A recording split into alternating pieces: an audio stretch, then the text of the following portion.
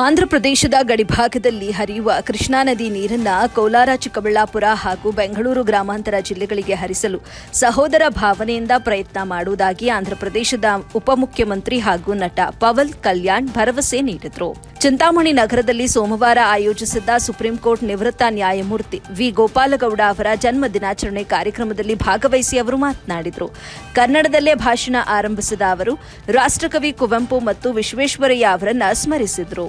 ಆಂಧ್ರಪ್ರದೇಶ ಮುಖ್ಯಮಂತ್ರಿ ಚಂದ್ರಬಾಬು ನಾಯ್ಡು ಅವರೊಂದಿಗೆ ಚರ್ಚಿಸಿ 3 ಜಿಲ್ಲೆಗಳಿಗೆ ಕೃಷ್ಣಾ ನದಿ ನೀರು ಹರಿಸಲು ಸಹಕಾರ ನೀಡಬೇಕು ಎಂದು ಕೇಂದ್ರ ಸಚಿವ ವಿ. ಸೋಮಣ್ಣ, ಮಾಜಿ ಶಾಸಕ ಎಂ. ಕೃಷ್ಣಾರೆಡ್ಡಿ ಮತ್ತು ನಿವೃತ್ತ ನ್ಯಾಯಮೂರ್ತಿ ವಿ. ಗೋಪಾಲಗೌಡ ಮನವಿ ಮಾಡಿದರು. ಅದಕ್ಕೆ ಪ್ರತಿಕ್ರಿಯಿಸಿ ಈ ನಿಟ್ಟಿನಲ್ಲಿ ಪ್ರಯತ್ನ ಮಾಡುವುದಾಗಿ ಪವನ್ ಕಲ್ಯಾಣ್ ಭರವಸೆ ನೀಡಿದರು.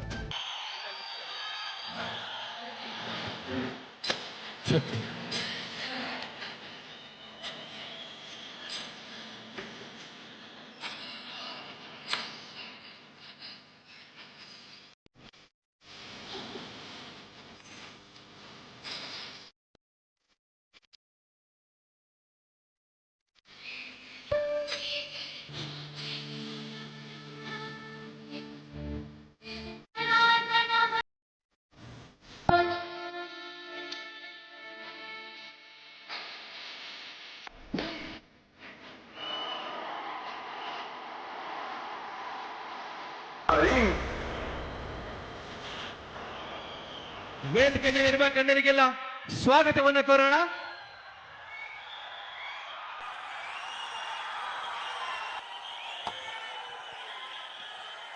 ಭಾರತ ಮಾತೆಯ ಮುದ್ದಿನ ಮಗಳಾದ ಕರ್ನಾಟಕ ತಾಯಿಗೆ, ಈ ಪುಣ್ಯ ಭೂಮಿಗೆ ಹಾಗೂ ಕರ್ನಾಟಕದ ಪ್ರಜೆಗಳಿಗೆ ನಾನು ತಲೆಬಾಗಿಸಿ ನಮಸ್ಕರಿಸುತ್ತಿದ್ದೇನೆ.